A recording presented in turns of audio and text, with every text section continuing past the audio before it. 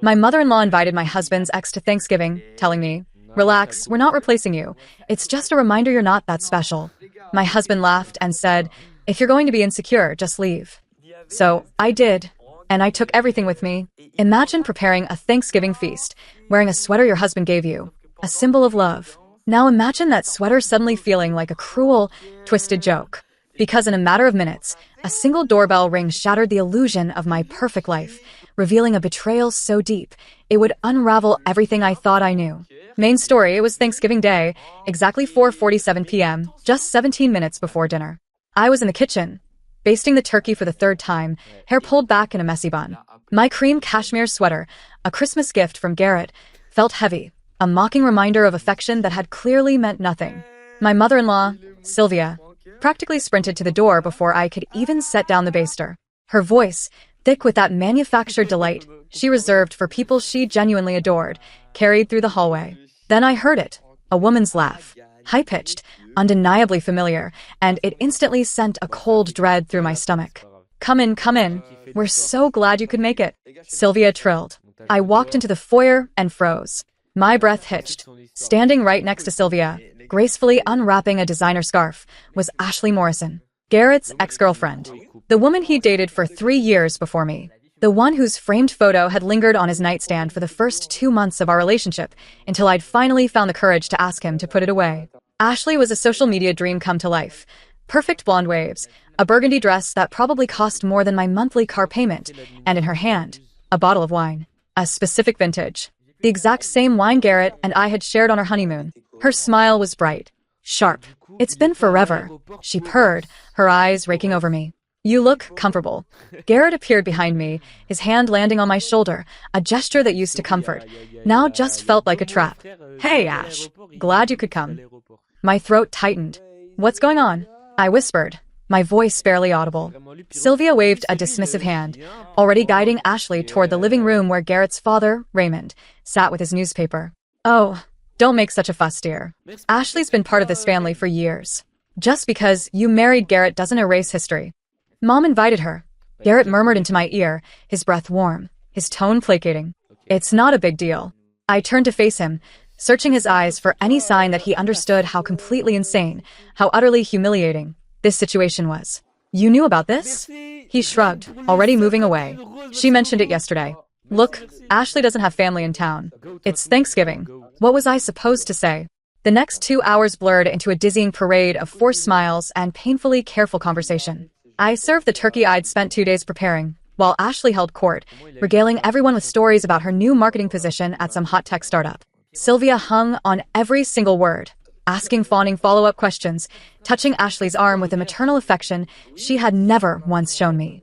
"Remember when you and Garrett went to that food festival in Portland?" Sylvia cooed, refilling Ashley's wine glass. "You two always had such adventures." Ashley laughed, a quick, intimate glance at Garrett. A glance I recognized far too well. "We did have fun, didn't we?" she reminisced. "Remember that awful hotel with the broken air conditioning?"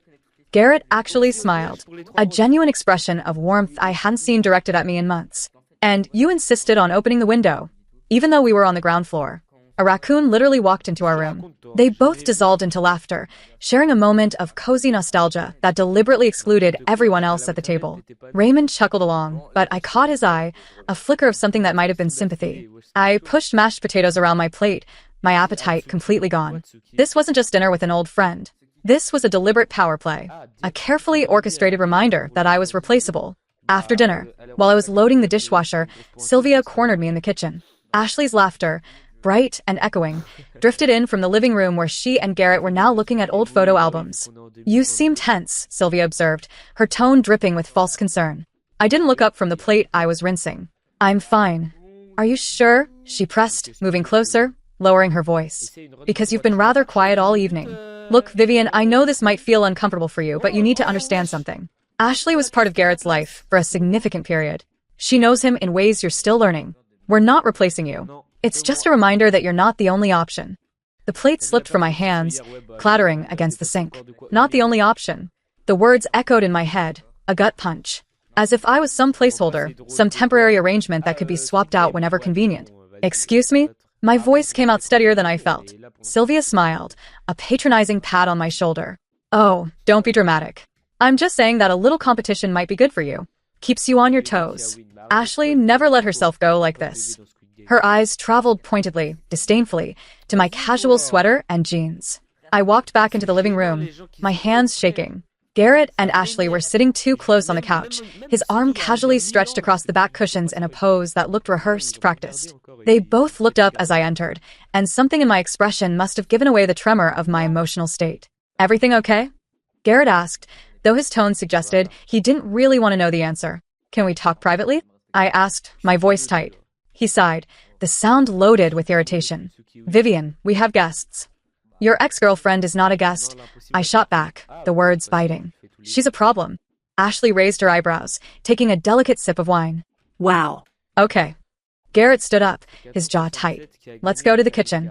We moved into the hallway, far enough from the living room that our voices, hopefully, wouldn't carry. What is wrong with you? Garrett hissed. You're being incredibly rude. I'm being rude? I exclaimed, disbelief coloring my tone. Your mother just told me I'm basically replaceable, and you invited your ex-girlfriend to Thanksgiving without even asking me. I didn't invite her. My mom did, he argued, running a hand through his hair, a gesture of frustration I knew so well. And you allowed it. You knew about this yesterday and said nothing. Because I knew you'd react exactly like this, he retorted. It's embarrassing, Vivian. Ashley is being perfectly pleasant, and you're acting like some jealous teenager. I'm acting like a wife who deserves basic respect. His eyes hardened. He wasn't even looking at me anymore, his gaze directed somewhere over my shoulder. If you're going to act insecure, just leave. The words came out sharp, final. Seriously, if you can't handle being around Ashley for one dinner, maybe you should go. Something inside me snapped. Not loudly, not explosively, but quietly and completely, like the final thread in a rope that had been fraying for months. Leave. Okay. I walked back into the living room, grabbed my purse from the side table, and headed toward the front door. Vivian, Raymond called out, finally looking up from his newspaper, a genuine concern etched on his face. I'm leaving, I said clearly, my voice steady despite the tremor in my hands. Happy Thanksgiving.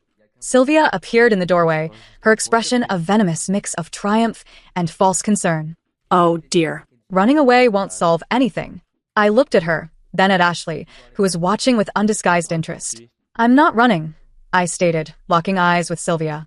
I'm choosing myself. Garrett followed me to the door, but he didn't try to stop me. You're being ridiculous. Maybe, I countered, already halfway out the door. But I'd rather be ridiculous than disrespected in my own marriage. I drove home in a daze, my mind racing through 3 years of marriage, cataloging all the small dismissals, the casual cruelties I'd explained away as misunderstandings. This wasn't a misunderstanding. This was a pattern. Our house felt different when I walked through the door alone, quieter. I stood in the living room, looking at the furniture we'd picked out together, the artwork we'd argued about, the life we'd supposedly built as partners. How much of this was actually mine? I called my sister, Miranda. She answered on the second ring, music and conversation loud in the background. Hey, happy Thanksgiving. How's dinner at the in-laws? I left.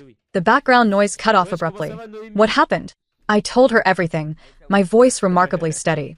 When I finished, Miranda was quiet for a long moment. Come stay with us, she finally said. Finally. Pack a bag and come here right now. I can't just leave my house. Why not? He told you to leave, didn't he? So leave. Actually leave. Her words planted a seed that grew rapidly into a concrete plan. I walked upstairs to our bedroom and started packing. Not just clothes for a few days, but everything that mattered to me. My grandmother's jewelry box, the quilt my mother had made, my favorite books, the photo albums from before Garrett. My phone buzzed with a text from Garrett. You're really going to throw a tantrum over this? I didn't respond. Instead, I called Miranda back. Can Quentin come help me move some things? He's already getting his truck keys, she replied. Midway subscribe line. By the way, if you're still with me, still reeling from that roller coaster, make sure to hit subscribe. Because trust me, this story and many others are just getting started. There's a lot more to uncover. Over the next 3 hours, while Garrett was presumably still entertaining Ashley and his parents, I systematically removed myself from our shared home. Miranda's husband, Quentin, arrived with his truck and 2 of his brothers. They helped me load the furniture I brought into the marriage, the artwork I purchased with my own money, the kitchen equipment that had been mine before the wedding. You sure about this? Quentin asked as we maneuvered my grandmother's dresser down the stairs. Completely. I left Garrett's things untouched. His clothes remained in the closet, his electronics on his desk, his beloved record collection exactly where it had always been. But I took the coffee maker I bought, the dishes from my apartment, the expensive stand mixer that had been a gift for my parents. I also took the photographs off the walls, leaving neat rectangular patches of unfaded paint. The wedding photos came down. The vacation pictures disappeared. Our smiling faces vanished from every surface. At 9:30 p.m., I walked through the house one final time. It looked hollow, stripped of the warmth that came from my presence. Good. Let him see exactly what his life looked like, without me in it. I left my wedding ring on the kitchen counter with a note written on the back of a grocery receipt. Since I'm just an option, consider me withdrawn. My attorney will be in touch. Miranda's guest room became my sanctuary. Her daughter Penelope helped me unpack, while Miranda made tea and let me cry without offering empty platitudes about how everything would work out. You deserve so much better than this, Miranda said, sitting on the edge of the bed while I organized my clothes. I know, I sniffled. I just wish I'd realized it sooner. My phone exploded with messages around 10:45 p.m. Garrett must have finally come home. Where are you? What did you do to the house? This is insane. We need to talk about this like adults. You can't just take our stuff. I blocked his number. Then I blocked Sylvia's, because I could already imagine the lecture she'd want to deliver about proper wifely behavior. The next morning, I called Kenneth Price, an attorney whose name I'd gotten from a colleague who'd gone through a difficult divorce. His receptionist scheduled me for Monday morning, the earliest available appointment. Friday passed in a blur of supportive text messages from friends I'd been neglecting and phone calls with my parents, who were shocked but ultimately fiercely supportive. That woman never deserved you as a daughter-in-law, my mother, Claudia, said firmly. And her son clearly takes after her. My father, Raymond, was quieter but equally resolute. Whatever you need, sweetheart. We're here. On Saturday, Garrett showed up at Miranda's house. Quentin answered the door and very calmly explained that I didn't want to see him. She's my wife. Garrett's voice carried through the closed door. Then maybe you should have treated her like one, Quentin replied, before shutting the door in his face. Miranda peeked through the curtains as Garrett stood on the porch for several minutes, weighing his options. Eventually, he returned to his car and drove away. He looked confused, Miranda reported. Like he genuinely can't understand why you're upset. He probably can't, I sighed. In his mind, I'm the one being unreasonable. Monday morning arrived with unseasonably warm weather. I dressed carefully for my attorney meeting, choosing a navy suit that made me feel competent and in control.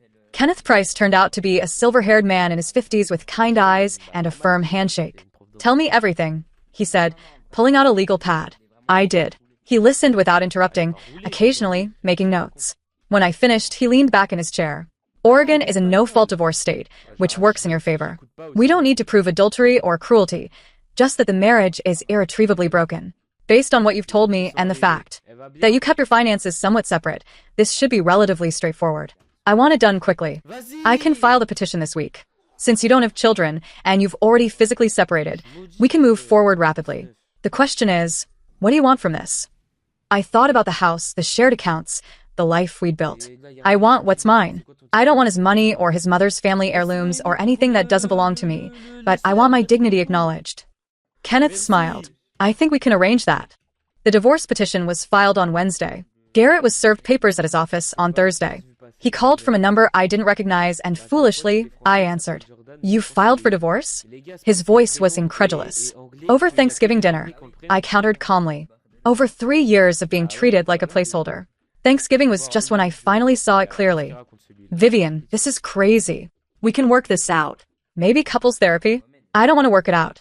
I want to be legally separated from someone who told me to leave rather than defend me to his mother. I didn't mean, yes you did. You meant exactly what you said and I'm taking you up on it. I hung up before he could respond and immediately blocked the new number. Friday afternoon brought an unexpected visitor to Miranda's house. I was working remotely from her dining room table when the doorbell rang. Miranda had taken Penelope to soccer practice, leaving me alone.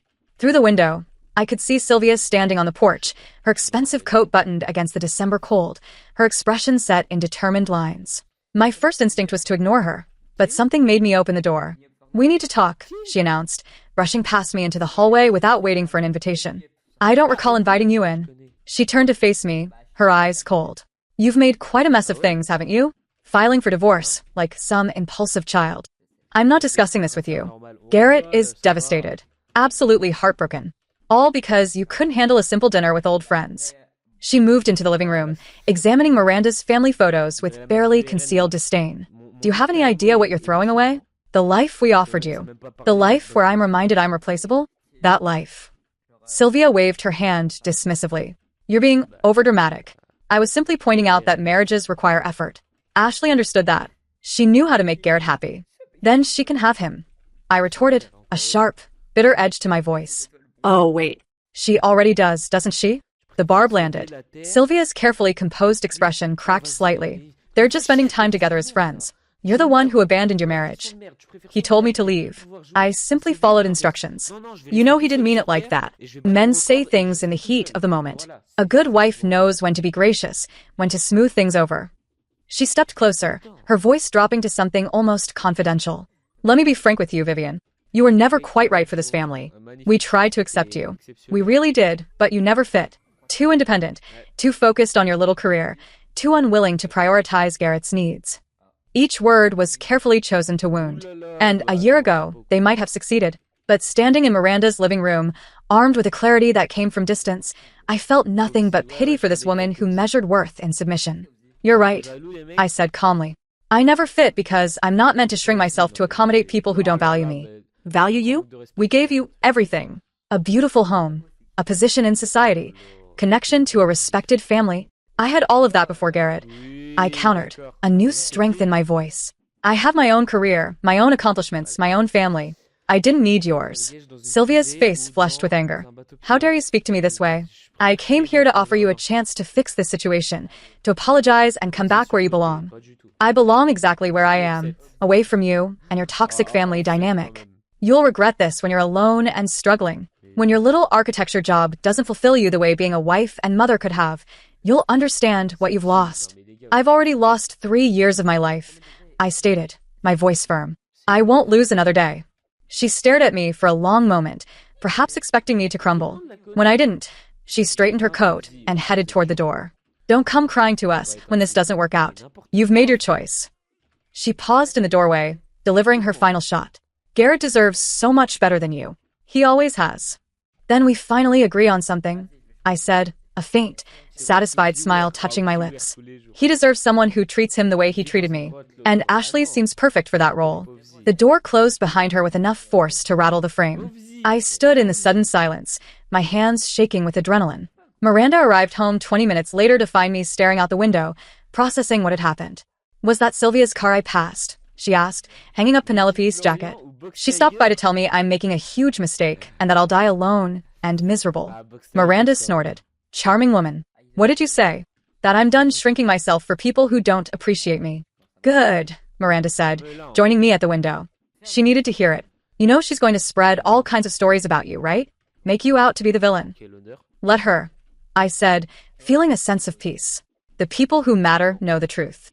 Over the weekend, I received a series of emails from Garrett, each one more desperate than the last. Kenneth had advised me not to respond to any direct communication, to let all contact flow through attorneys, but I read them anyway, morbidly curious about his perspective. The first email was angry. You're destroying everything we built over a minor disagreement. This is insane. The second was pleading, I miss you. The house feels empty without you. Can we please talk about this like adults? The third was manipulative. My mom told me about her visit. I can't believe you were so cruel to her. She was trying to help. The fourth arrived Sunday night, long and rambling. I've been thinking about everything and I realize now that maybe I didn't handle Thanksgiving the way I should have. But you have to understand, Ashley is important to my family. We have history. That doesn't just disappear because it makes you uncomfortable. I thought you were more mature than this, more secure in our relationship. If you just come home, we could work through this. I'm willing to go to counseling if that's what you need. Please, Vivian, don't throw away 3 years of marriage. I forwarded all the emails to Kenneth without responding. He called Monday morning. These are actually helpful, he said. They establish a pattern of dismissing your concerns and blaming you for reasonable reactions to unreasonable situations. I'm not trying to weaponize them. I just wanted you to see what I'm dealing with. I understand. But in a divorce, everything is potential evidence. He's essentially admitting that he prioritized his ex-girlfriend's comfort over his wife's feelings. That supports your position. The realization that my marriage had become evidence in a legal proceeding felt surreal. 3 years ago, I'd stood in a garden wearing a white dress, promising forever to someone I thought I knew. How had we arrived here? Work became my refuge. I threw myself into a new project, designing a community center for a nonprofit organization. The challenge of creating functional space within a tight budget while maintaining aesthetic integrity consumed my days and many of my evenings. Nathaniel, my boss, noticed my increased dedication. You're doing excellent work, but don't burn yourself out. I need the distraction. Fair enough. Just remember that divorce is a marathon, not a sprint. Pace yourself. His kindness nearly undid me. I excused myself to the bathroom and cried quietly in a stall, overwhelmed by the stark contrast between his professional respect and the dismissiveness I'd experienced at home. December brought a series of difficult firsts. The first time I saw a couple arguing in a restaurant and felt relieved, rather than sad, that I wasn't part of that anymore. The first holiday party I attended alone, fielding questions about where Garrett was with practiced vagueness. The first time someone asked me out, and I realized I had no idea how to date as a soon-to-be divorced woman in her 30s. His name was Marcus, a structural engineer I'd collaborated with on a previous project. We ran into each other at a professional conference, and he invited me to dinner. Just dinner, he clarified, reading my hesitation. I heard you're going through some changes. No pressure, just friendly conversation.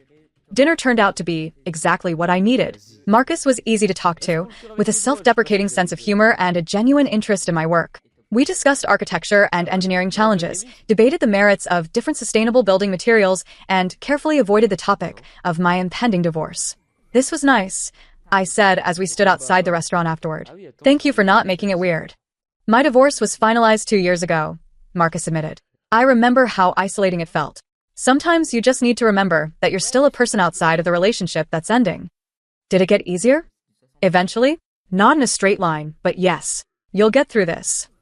I drove home feeling lighter, grateful for the reminder that there was life after Garrett, that I could still connect with people on my own terms. Christmas approached with all its complicated expectations. My parents invited me to spend the holiday with them in Seattle, but Miranda insisted I stay in Portland. We're family too, she said firmly. You're spending Christmas with us, and Quentin's making his famous prime rib. Christmas morning arrived cold and clear.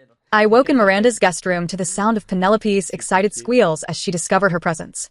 For a moment, a wave of grief washed over me. This was supposed to be my 4th Christmas as Garrett's wife, perhaps planning for children of our own. Then I heard Miranda laugh at something Quentin said. Heard Penelope beg to open just one more present, and the grief receded. This was family, too. This was love without conditions, support without judgment. I joined them in the living room, and Penelope immediately pulled me toward the tree. Aunt Vivian, look what Santa brought. The day passed in a blur of torn wrapping paper, too much food, and easy conversation. No passive-aggressive comments about my appearance. No comparisons to other women. No feeling like a guest in someone else's performance. That evening, after Penelope had gone to bed, Miranda poured us both generous glasses of wine and joined me on the couch. How are you really doing? She asked. Some days are better than others. Today was good. I'm glad. You deserve good days. She paused, swirling her wine. Has Garrett tried to contact you lately? 3 emails now. Kenneth told me not to respond. Smart. Keep that boundary firm. His mom came by last week. Told me I was throwing away everything they'd offered me. That I'd regret leaving. Miranda's expression darkened. That woman is poison. What did you say? That I'd already lost 3 years. I wasn't losing any more time. Perfect response. Miranda clinked her glass against mine. To reclaiming your time and your life. To new beginnings, I added and meant it. The week between Christmas and New Year's passed quietly. I spent it organizing my finances, reviewing the settlement proposal Kenneth had drafted, and planning for the year ahead. The apartment I'd been viewing became available earlier than expected, and I signed the lease on December 30th. Moving day was January 3rd. Miranda and Quentin helped me transport the items I'd stored in their garage to my new place. As we carried boxes up the stairs, I felt something shift inside me. This wasn't temporary housing or a transition space. This was mine. The apartment was small but filled with light. Hardwood floors stretched through the living room and bedroom, and large windows overlooked a neighborhood park where children played and dogs romped. I could see my life here. Could imagine waking up to this view every morning without the weight of someone else's expectations. It's perfect, Miranda declared, setting down a box of kitchen supplies. Absolutely perfect for you. We spent the afternoon unpacking, hanging curtains, arranging furniture in configurations that pleased only me. No compromises about where the couch should go, or whether the artwork was too abstract. Every decision was mine alone. That night, after everyone had left and I was alone in my new space, I ordered pizza and sat on the floor, eating it straight from the box. The simple pleasure of not having to consider anyone else's dietary preferences or dinner schedule felt revolutionary. My phone buzzed with a text from an unknown number. I drove by the house today. It feels empty without you. Can we please talk? I deleted the message without responding and blocked the number. He'd find another way to contact me if he was determined, but I wasn't obligated to make it easy. The next few weeks were administratively intensive, but emotionally liberating. I divided our shared accounts, taking only what I contributed. I changed my emergency contacts, updated my insurance beneficiaries, and began the process of reclaiming my maiden name. Each administrative task felt like reclaiming a piece of myself. Calling the bank to remove Garrett's name from my personal account, updating my passport information, changing the beneficiary on my retirement fund from him to Miranda. These weren't just practical necessities. They were declarations of independence. One afternoon, while sorting through paperwork at my apartment, I found our marriage certificate tucked inside a folder of tax documents. The ornate calligraphy spelling out our names, the official seal, the date we promised forever. I stared at it for several minutes, remembering the hopeful version of myself who'd believed in the fantasy Garrett had presented. She deserved better. I deserved better. I filed the certificate away with the other legal documents Kenneth needed, feeling nothing but relief that this particular chapter was closing. The community center project I'd been working on reached a critical phase in late January. The nonprofit's board requested a presentation of the final design, and I spent 3 days perfecting every detail. The night before the presentation, I stayed late at the office, refining the renderings and rehearsing my talking points. Nathaniel found me still there at 8 p.m., surrounded by printouts and color samples. "You're going to nail this tomorrow," he said, leaning against my desk. "You know that, right?" "I hope so. This project matters." "It does. And you've put together something really special." He paused, studying me with a perceptive gaze that made him an excellent boss. "You've changed since Thanksgiving. Sharper, more confident. It's good to see." The presentation went flawlessly. The board members asked thoughtful questions, praised the innovative use of space, and approved the design unanimously. As I packed up my materials afterward, the executive director pulled me aside. "This is exactly what we needed," she said warmly. "You really listened to what our community wanted. Thank you for that." Driving back to the office, I felt a surge of professional pride that had nothing to do with anyone else's validation. This was my work, my vision, my contribution. Garrett had never understood why my career mattered so much to me. Had treated it like a hobby I'd eventually outgrow.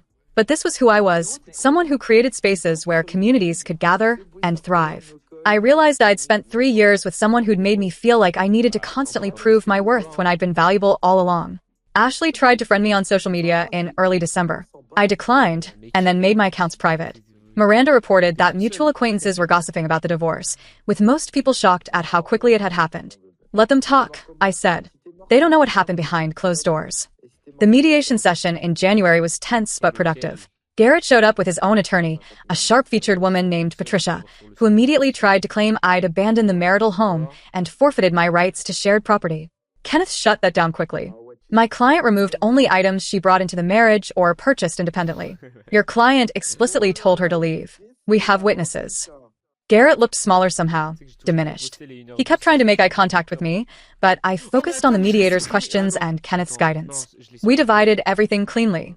The house would be sold, and we'd split the proceeds based on our initial down payment contributions. I had contributed 60%, so I'd receive 60%. Bank accounts were divided based on deposits. Retirement accounts were handled according to state law. "What about the emotional distress she caused by abandoning me on Thanksgiving?" Garrett asked at one point. The mediator looked at him, over her glasses. "Oregon is a no-fault state, Mr. Morrison. Emotional distress isn't grounds for additional compensation." The whole process took 3 months, from filing to final decree. In that time, I moved into my own apartment, a bright 2-bedroom place with hardwood floors and large windows that overlooked a small park. I decorated it entirely to my own taste, with none of the compromises I'd made in the house I'd shared with Garrett. Miranda helped me paint the living room a soft sage green that Garrett would have hated. "This color is perfect," she said, stepping back to admire our work. "It's peaceful," I replied, a soft smile on my face. "It's mine." And the word felt powerful. The divorce was finalized on a Tuesday in early March. I took the afternoon off work and met Miranda for lunch at an Italian restaurant we'd loved since college. "How do you feel?" she asked, raising her glass of wine in a toast. I considered the question seriously. "Free." "Lighter. Like I've been carrying something heavy and finally set it down." "To freedom," Miranda said, and we clinked glasses. I heard through mutual friends that Garrett and Ashley had started dating officially about a month after our divorce was finalized. The news should have hurt, but instead, it felt validating. I hadn't been paranoid or insecure. My instincts had been correct all along. Sylvia apparently told everyone who would listen that I destroy her son's life over a minor misunderstanding. I didn't bother correcting the narrative. People who knew me understood the truth, and people who didn't weren't worth my energy. 6 months after the divorce, I ran into Raymond, Garrett's father, at a coffee shop downtown. He looked uncomfortable but approached my table anyway. "Vivian, how are you?" "I'm well, thank you." He shifted his weight, glancing around as if checking whether anyone was watching. "I wanted to apologize for that Thanksgiving. I should have said something." "Yes, you should have." He nodded, accepting the judgment. "Garrett's relationship with Ashley isn't going well, from what I understand. Sylvia is already planning their wedding, but they fight constantly." I felt nothing hearing this news. No satisfaction, no regret, just a mild curiosity about people who no longer affected my daily life. I hope he's happier than he was with me. I don't think he is. I think he finally realized what he lost. That's his problem to solve, not mine. Raymond smiled sadly. "You always were stronger than he deserved. Take care of yourself, Vivian." "I intend to." Ending. A year after leaving that Thanksgiving dinner, I received a promotion at work. The new position came with a significant raise and the opportunity to lead my own projects from conception to completion. Nathaniel announced it at a team meeting, praising my innovative designs and strong client relationships. That evening, I treated myself to dinner at an expensive restaurant I'd always wanted to try. I sat alone at a table by the window, enjoying a perfectly cooked steak and a glass of excellent wine, watching the city lights reflect off the rain-slicked streets. My phone buzzed with a text from Miranda. "Heard about your promotion. So proud of you." I smiled, typing back, celebrating solo. "Feels right. You've earned it. Love you." The check arrived, and I paid it without wincing at the total. My finances were stable, my career was thriving, and my apartment was a sanctuary I created entirely for myself. I own my choices and my future. Walking home through the spring rain, I thought about that woman who'd stood in Sylvia's kitchen a year ago, gripping the counter while being told she wasn't the only option. She'd been right to leave. She'd been right to choose herself. I'd spent 3 years trying to fit into a family that didn't value me and a marriage that diminished me. Now, I spent my energy on work I loved, relationships that nourished me, and building a life that felt authentic. The rain soaked through my jacket, but I didn't rush. I walked slowly, deliberately, savoring the freedom of a Tuesday evening that belonged entirely to me. No obligations to people who didn't respect me. No performances for an audience that would never appreciate the effort. Just me, walking home to an apartment that welcomed me, to a life I built from the ruins of one that never truly fit. My mother called as I was unlocking my door. "How was the celebration?" "Perfect. Exactly what I needed." "I'm so proud of you, sweetheart. Not just for the promotion, but for everything. For knowing your worth." "Thanks, Mom. I learned from the best." After we hung up, I changed into comfortable clothes and made tea, settling onto my couch with a book I'd been meaning to read. The apartment was quiet except for the rain against the windows and the occasional sound of traffic from the street below. This was my life now. Peaceful, autonomous mine. I thought about sending Garrett a thank you card for telling me to leave that day, for making the decision so clear that even my conflict-averse self couldn't rationalize staying. But he didn't deserve my gratitude or my attention. Instead, I opened my journal and wrote about the promotion, about the goals I had for my new position, about the design project I was conceptualizing that pushed the boundaries of sustainable architecture. The past year had taught me that leaving was sometimes the bravest option, that walking away from disrespect wasn't weakness, but wisdom. I'd lost a marriage, but gained myself back, and that, I realized as I closed the journal and turned off the lights, was the best trade I'd ever made. Call to action. I've walked away from a life that wasn't mine and built something truly authentic. Have you ever faced a moment where you had to choose yourself, even when it meant walking away from everything familiar? What did you do? Tell me in the comments below. I really want to know your stories. Mais oh, vas-y, toi, palais de chien de merde. Mais c'est toi qui as un palais de con. Qui lui dit